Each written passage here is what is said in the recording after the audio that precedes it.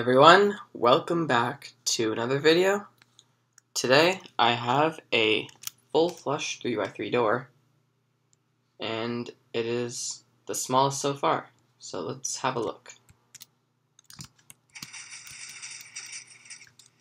That's it closing, so as you can see, completely flush, and if we hit it again, it opens. So it uses the exact same closing and opening sequence, so that allows it to be really small. And it was rather difficult to do. So let's take a closer look at the wiring. The dimensions of this door are 8 in width, 11 in height, and just 3 in depth for a total of 264 blocks. I compacted Yop's version by shaving this layer off, and yeah. To begin building this door, we'll get started with the frame and the piston layout. So you have your frame just like this, normal 3x3, and now for the pistons, put a block right there. We'll put a sticky piston there, one there, and 3 going up the side, just like that. Then come under here and place 1 facing upwards, just like so. Put a block there, and then 3 double piston extenders. And on the face of them, 3 pistons facing inwards. You can get rid of those 2 blocks. Then on this side, 2 sticky pistons facing inwards, and then to the left of them, 3 going up, just like that. Then 3 more inwards, just like that. Let's put a bit more of our frame in. And then for the top here, we're going to want a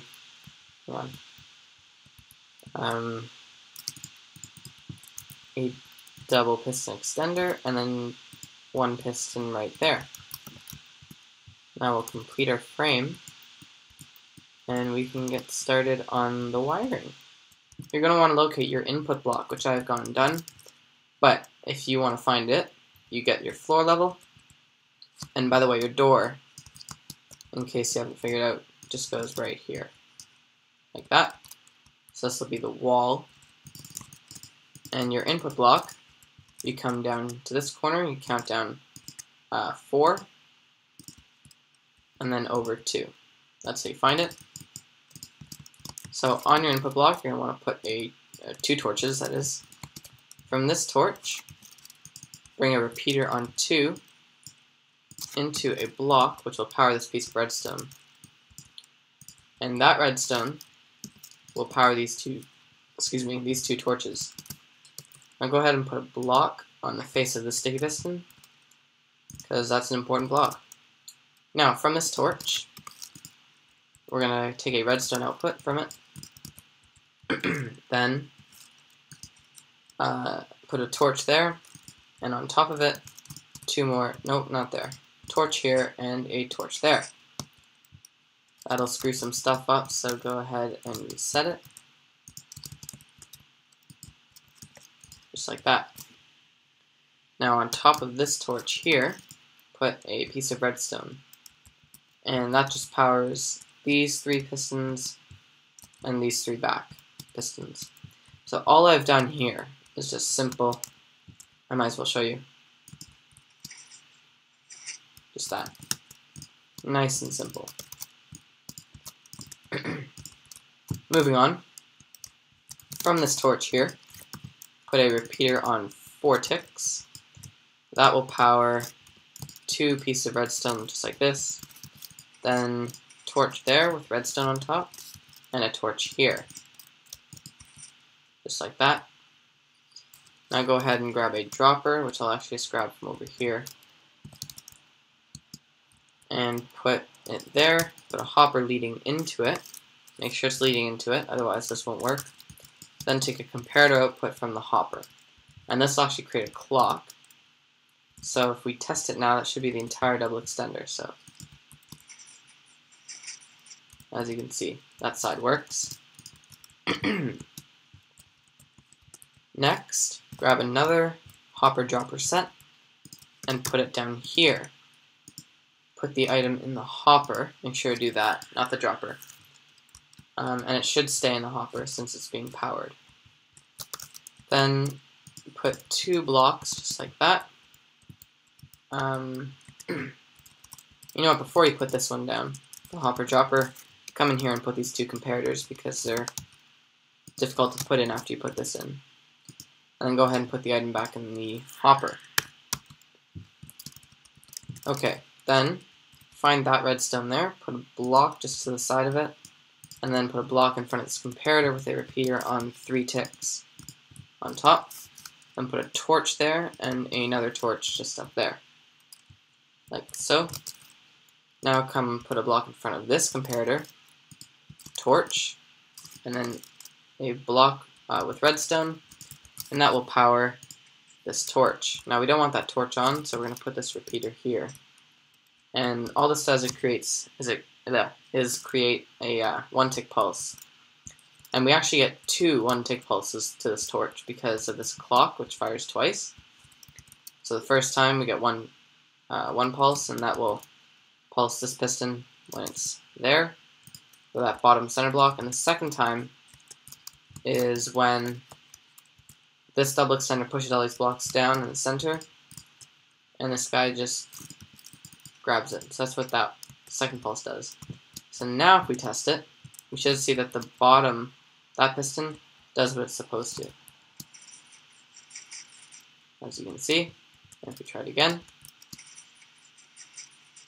oh, one more time. Oh yes, make sure to come down here and put a sticky piston with a block on its face, and that's just to update this dropper, because like now, we're going to have to fix that. Put an item in the hopper and just take it to the dropper. That's important, otherwise the bottom doesn't work. Anyway, we'll stop testing that. I know it works now, so we'll move on. And actually, we're done the blue circuit, so now we can eat a cookie and then move on to the yellow circuit. To begin your yellow circuit, come to your input block right here. Find this back torch and put a block on top.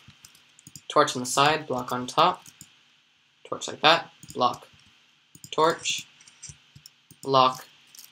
Then a sticky piston facing upwards with a cauldron filled with water on top. Just like that. Now, when this piston extends, the cauldron will be moved to this position so we can take an output through a comparator. That will power this redstone and turn this repeater on 4, as well as power these 2 pieces of redstone up here. Next, a repeater on the default setting into a sticky piston monostable, into a repeater on 1, into another block, and then 3 pieces of redstone. And this is a very important line because that controls the movement of these 6 blocks here of the door. So right now, if we test it, we should see that, well, we won't test it just yet, but before we do any more of the top, we'll do a bit more of the bottom here. So take a redstone output from this torch into another torch, just like that, and then 2 blocks like this, comparator and redstone.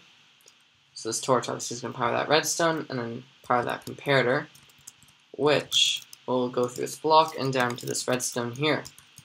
That will go into a block and power this torch, like so.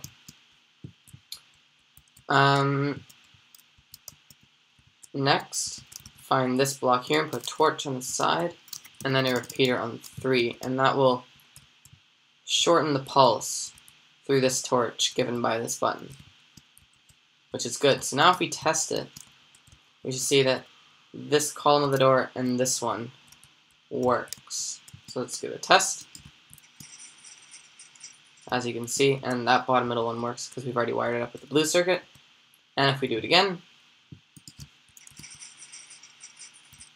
well, don't mind that, that's the double, but the two sides work, which is what we want.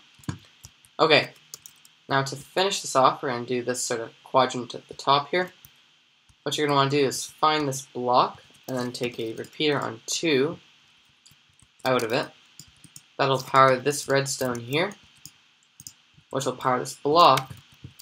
And on top of the block, put a sticky piston with a redstone block on top, on its face, that is. And that will power this redstone line for a very short period of time, which is what we want. So now, if we test it, no, let's not test it. We'll test at the end. So, this redstone, we're going to take an output from it through a sticky piston with another cauldron filled with water on top. We're going to take a comparator output, just like that. That will power this redstone, then a repeater on 2 into a block, and then a repeater on 1. Now this redstone is also going to power this sticky piston with a redstone block on its face. And that, my friends, is the door. So let's give it a test. Hopefully it'll work. So far so good, it closed properly. Let's see if it opens. Looks good to me. So I hope you guys enjoyed this door. This was quite difficult to get together, and I'm really happy with the result. If you think so too, feel free to give the video a like, and subscribe to my channel to see more awesome doors like this in the future. Anyway, thanks for watching, and I'll see you next time.